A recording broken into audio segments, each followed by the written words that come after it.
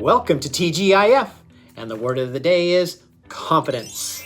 Are you confident about that? I'm confident about the word is confidence. You're confident that the word is confidence. Wow, that is a powerful word, and a word that I think we struggle with in different ways. Like what we put our confidence in, what we have confidence about, how our confidence within us. I mean, that is a strong and powerful word. Yeah, I mean, you can really tell by the way a person talks, if they have any confidence, right? It's like, and if they even have confidence in themselves. I'm not worthy. And we're going to see today, there's somebody in this story that really feels confident, but there's also somebody that feels confident in God more than self. And so we have those two battles going on today. And so our scripture reading today comes from Daniel chapter 3, verses 16 and 8 through 18. Shadrach, Meshach, and Abednego replied, "O Nebuchadnezzar, we do not need to defend ourselves before you. If we are thrown into the blazing furnace, the God whom we serve is able to save us. He will rescue us from your power, your majesty.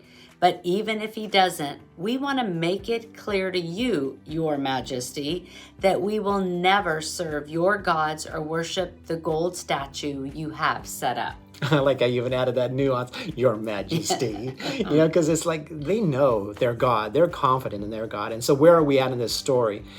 A decree has gone out, and King Nebuchadnezzar, he has built a gold statue. And everybody is to bow down to it when they hear the instruments playing, and there's a whole orchestrated thing that goes around this. And so what is noticed is that there are some Jews, Meshach, Shadrach, and Abednego, they're not paying attention to it and not honoring God. And so they are brought before they're brought before King Nebuchadnezzar. And it doesn't go well because the king gets very, very mad. Very, very mad. And that's where we hear this. And it's what I love about both Daniel and these three is the way that they are so calm in the midst of something that's like fiery furnace. This is crazy. And King Nebuchadnezzar, he gets so mad, he turns it up 7 times hotter than normal. So they're going to be thrown in this fiery furnace for not bowing down to this gold statue. And in the midst of all of that, even we see this is a reality, a very hot fire, because the soldiers that took them to throw them in, they actually die from the heat that comes off, not even getting in there. And so when we talk about confidence, where our confidence lies, Nebuchadnezzar, he thought that it lied within him, right? He's king. I built this gold statue, and you all need to bow down to it. And I think in the world that we live in, when we look and listen to the people, there's really a lack of confidence in the world about a God out there, a God so big, so great that that God could do anything, no matter the troubles we're in. I think sometimes we kind of go into like a prayer, and it's like, well, maybe God will answer it, or hopefully God will answer it, rather than having confidence that, God is on our side. And I think that's what's sad today. Going to God with the confidence. Just last night, I was with a group of women, and one gal she just had made the comment that, like, I trust God, but I don't understand some things he does. And in almost when she said that, it was almost like, well, then do you trust God? Because of the way he's a situation she went through that she doesn't think if she should have had to go through it, like a God that she loves and trusts, but she still trusts him, but that when I don't get my way, when I don't get the way I want it. And granted, we know that we pray solid prayers for healing, and sometimes healing doesn't happen, but we can't lose our confidence in God has the power to heal. God has the power to perform a miracle at any time, but our confidence can't be in that it ends the way we want it to end. Our confidence has to be in he's going to do what he needs to do. Yeah. And in the situation of, a fiery furnace. Yeah, I'm sure none of them wanted to go through this, but that was what was before them. And when what's before us is a hard thing to go through, how do we respond? And I think they were calm and cool. Oh, Nebby. That would have been funny if they said, "Oh, Nebby, come on, King. Do you know my God?" And I think that kind of confidence, you don't want to say it with such smugness, but you want to say it with confidence that people understand that, no, I am really confident that my God, if I live or if I die through this, because that's how this plays out. It's like, I have trust whether, I live or die through this, that God is with me.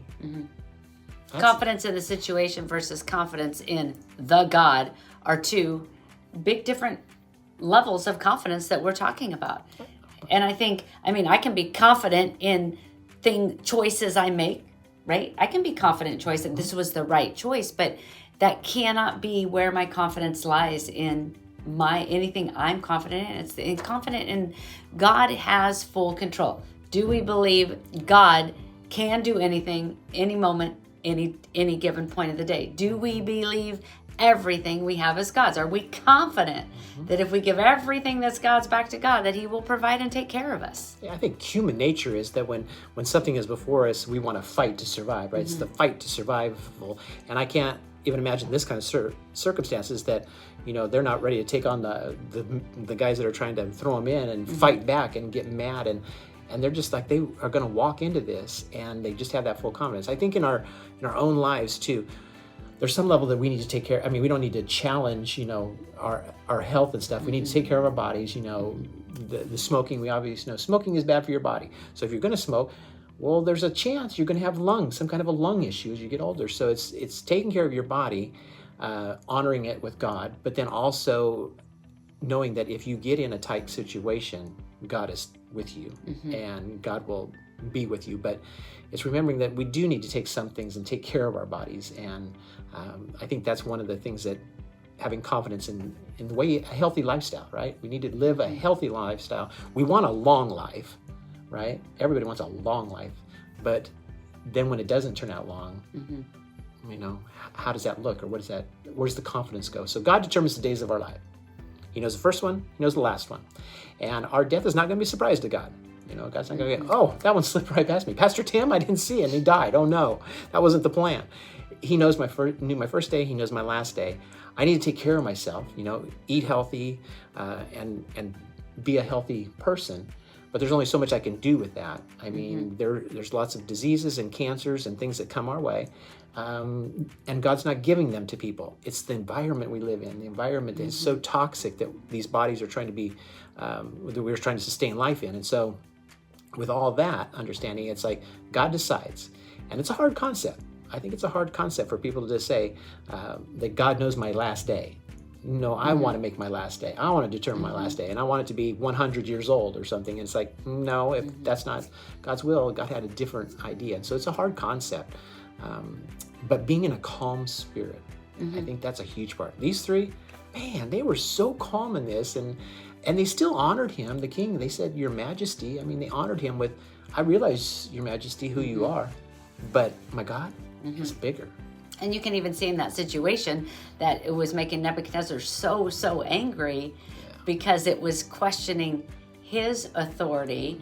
And you have to wonder, was part of what was it within him wondering about this God that they served in wanting to take them out so others didn't follow? And that's the same world we live in today. That's right. It really is. So we leave you with a question. Are you feeling pressure to submit to something other than God? And then to take it a step further, how can you take this book, how can you use the book of Daniel to help you stand firm in your faith when you're standing in front of that fiery furnace and it's getting hotter and hotter and hotter? And if you really think about it, we have those fiery furnaces in our life all the time. And what are we doing? What are we doing to stand firm in our faith? And is it a testimony that becomes a witness of our faith so that others who don't believe in the God we believe in? Don't forget, there was a fourth person in that furnace. There was a fourth. Another one in the fire. Yeah. So for next week, go ahead and read Daniel chapters 4 and 5. Make it a great week. See you next time on TGIF. Bye. Bye.